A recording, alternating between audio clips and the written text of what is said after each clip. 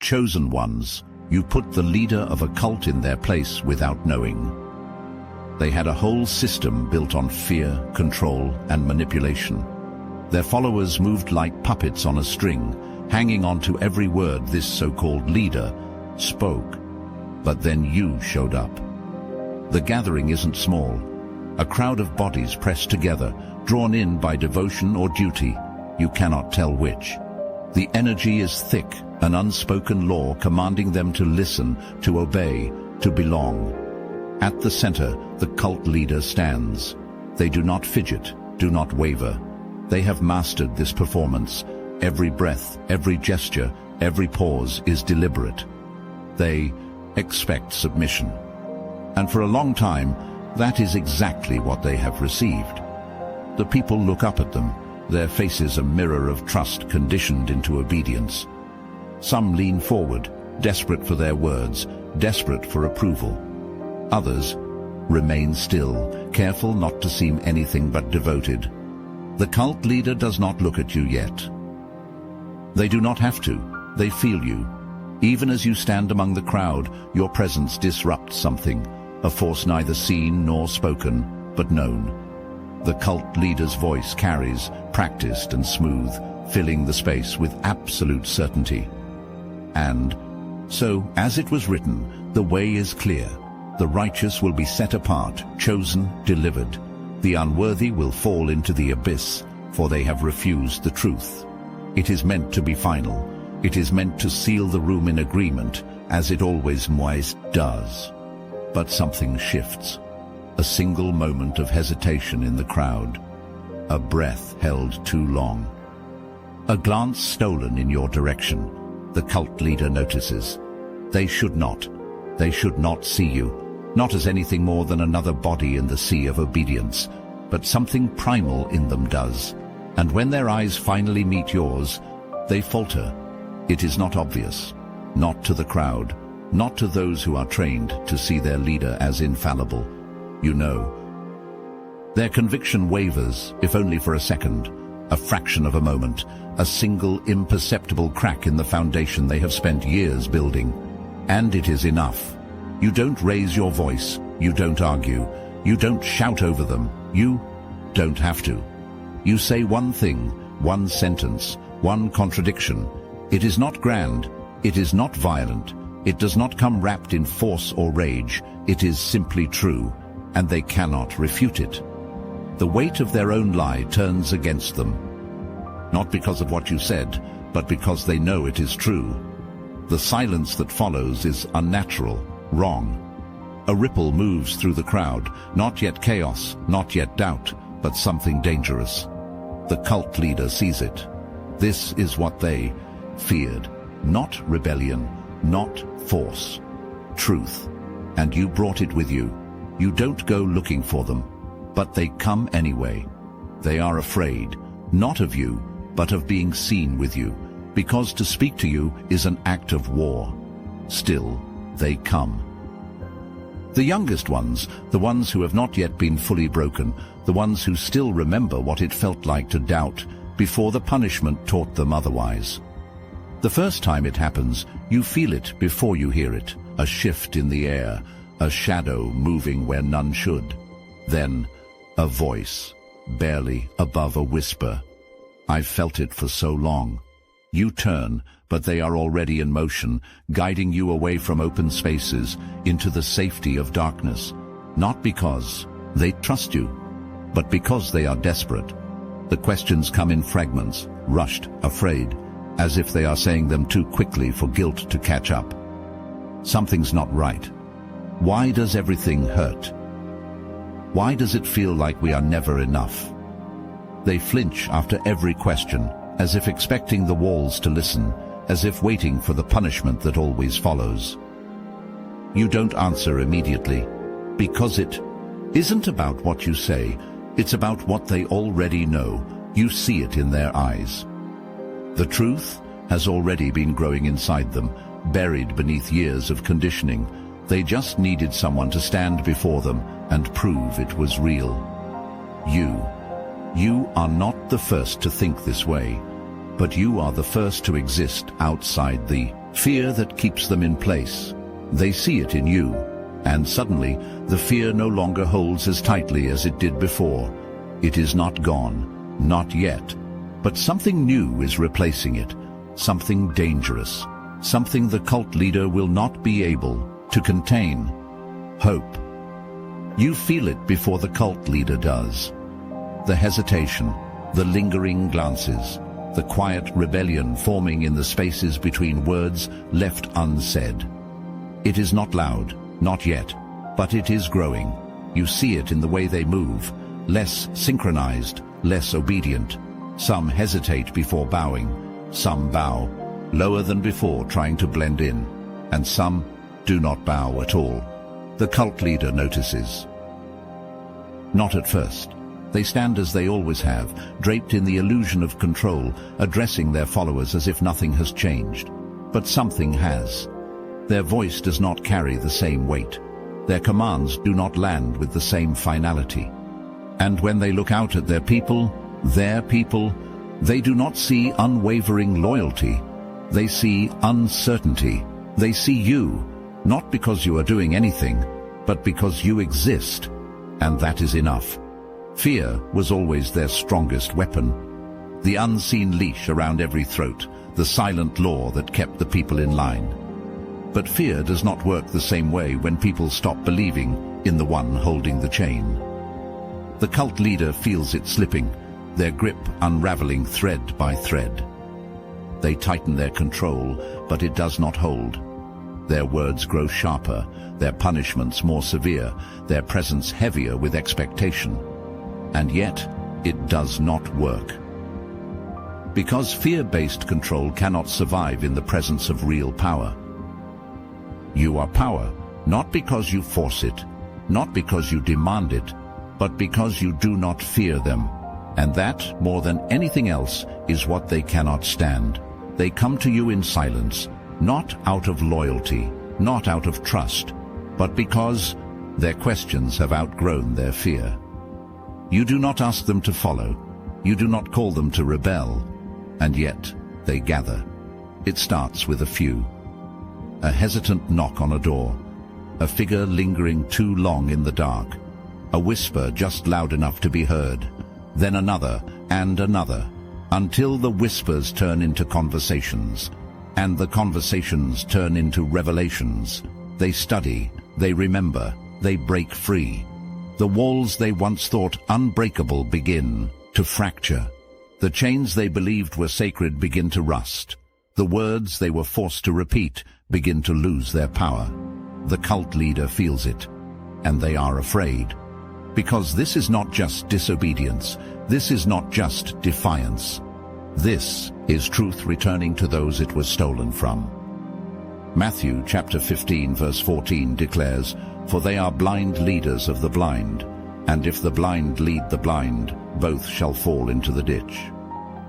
You do not lead them, you only stand, and they choose to walk toward truth on their own. The false kingdom is collapsing, not by force, by awakening. The cult leader cannot ignore it anymore. Their grip is loosening, their control is fading, and you are at the center of it. They summon you, not with kindness, not with an open hand, with authority, with the expectation that you will bow. They believe in their own power, in the weight of their presence, in the unshaken devotion they have cultivated. But you do not kneel, you do not argue, you do not plead, you do not even flinch. The cult leader speaks with confidence, their voice trained to command, to dominate. They wrap their words in scripture, in doctrine, in the illusion of truth. But you see through it. They expect submission, they expect fear, but you give them silence. They expect obedience, they expect you to bend, but you give them truth. And in that moment, their illusion shatters, because they are nothing without belief. And the people are watching. They see the cult leader for what they truly are, a frightened, desperate soul trying to cling to an empire built on sand. The battle is not fought with fists, not with violence. It is fought with perception, and you have already won. They cannot stop you. They cannot silence you. so they resort to what they know best: control. But words no longer hold power, fear no longer binds, the people no longer tremble at their voice. So the cult leader turns to their last weapon: ritual. You feel it before you see it. The shift in the air, the crackling tension of something forced, unnatural, desperate. They gather in secret. You do not chase them. You do not interfere. You let them work against themselves. They invoke names. They draw sigils. They speak incantations not meant to be spoken. Their voice rises in command, in demand, in pleading. But nothing happens. Nature does not favor them. The energy does not answer them, because power does not bend to the desperate. The room stirs.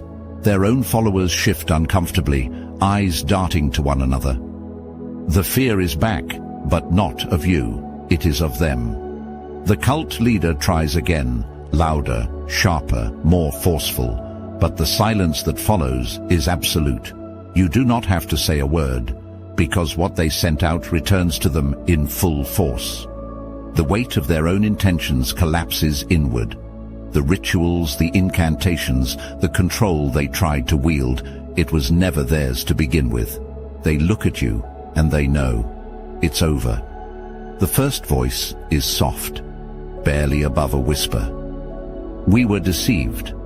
It carries through the silence like a crack in stone, small but irreversible. Another voice follows, louder this time. We were used. The cult leader stiffens. They hear it. You hear it, and so does everyone else. Something shifts. The air tightens, charged with the weight of truth finally spoken aloud. One by one, the voices rise, not in fear, not in obedience, in realization, a slow, growing tide turning against its master. We believed the lies. We sacrificed everything for nothing. We were never free. The cult leader tries to speak, but their voice does not hold the same weight. It falters, drowned out by something stronger than doctrine, stronger than control. Truth. The chains they thought were unbreakable are falling apart. Not by force, by choice. You do not have to lead them. They no longer see you as an outsider. They see you for what you are, a reminder that they were never truly trapped. Hello, Chosen One. Look at your life. Now look at ours. Back at your life. Now back at ours. Sadly, you're not in the Obsidian Inner Order, but you could be. Picture this. Weekly group calls with 450 plus Chosen Ones, recorded and available anytime for your enlightenment. Our private Discord? It's not just active, it's alive, buzzing with ideas, breakthroughs, and that unstoppable chosen energy. Oh, and for you romantics out there, welcome to Chosen Singles, where soulmates meet under cosmic alignments, not cheap pickup lines. And if that's not enough, Star Chamber members unlock exclusive interviews with bona fide targeted individuals who've faced the darkest trials and survived to tell the tale. Plus, our video specials, too bold, too raw, too spicy for YouTube. This isn't just a community, it's a revolution of soul and spirit. Look at your DMs. Now back at me. The link to join, it's in the description. Don't just swipe right. On Destiny, claim it. The Obsidian Inner Order. Smell like ascension, feel like magic, live like a chosen one. It begins with one, then another. You see it happen in waves, a step back, a turned head, a figure slipping quietly through the crowd, then dozens, then entire families. You don't tell them to leave. You don't have to. They are choosing it for themselves. The cult leader sees it too, and they panic. They call out, their voice raw with desperation.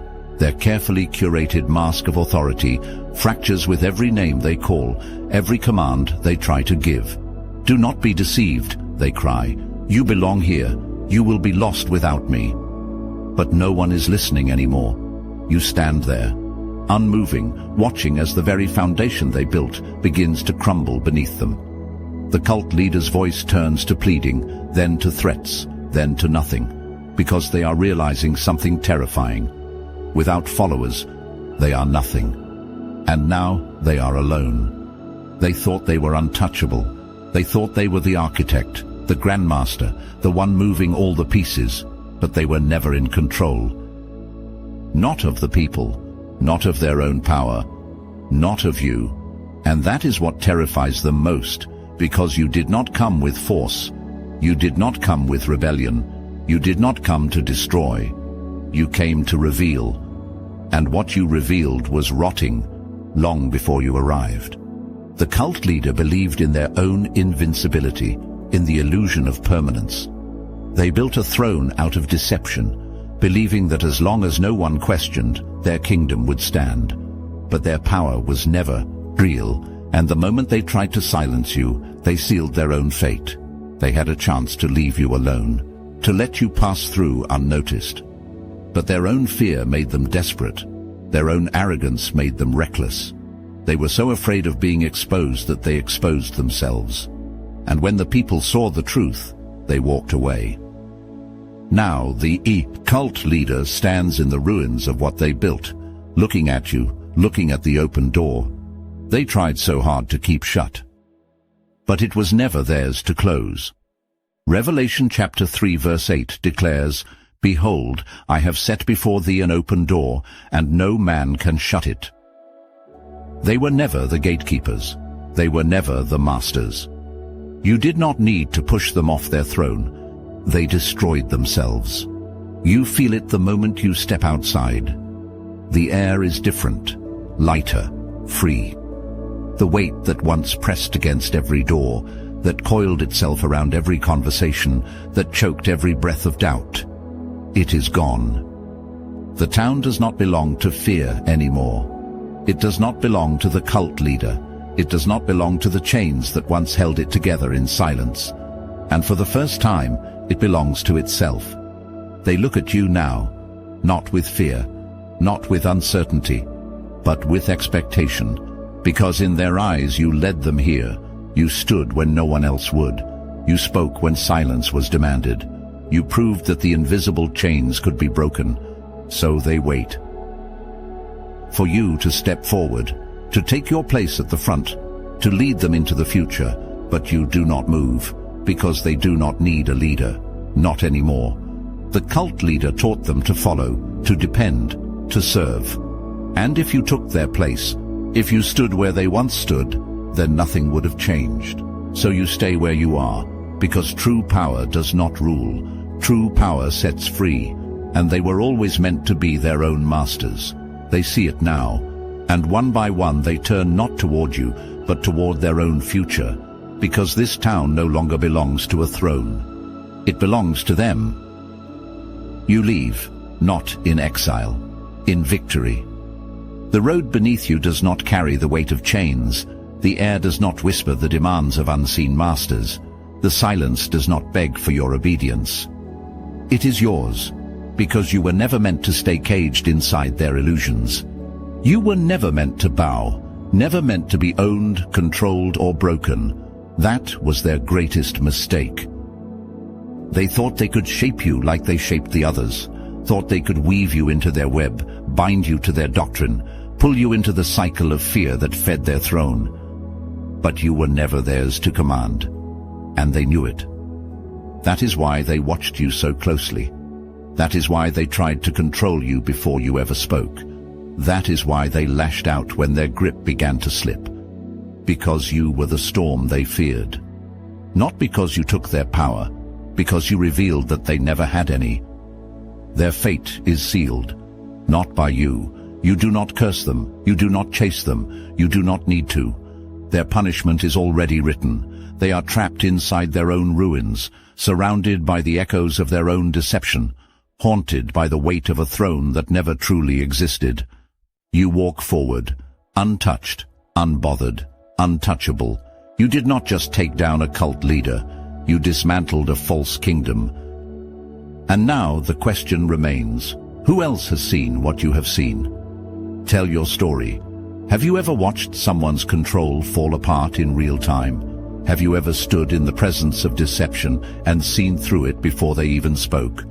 Let them know that truth will always be stronger than illusion.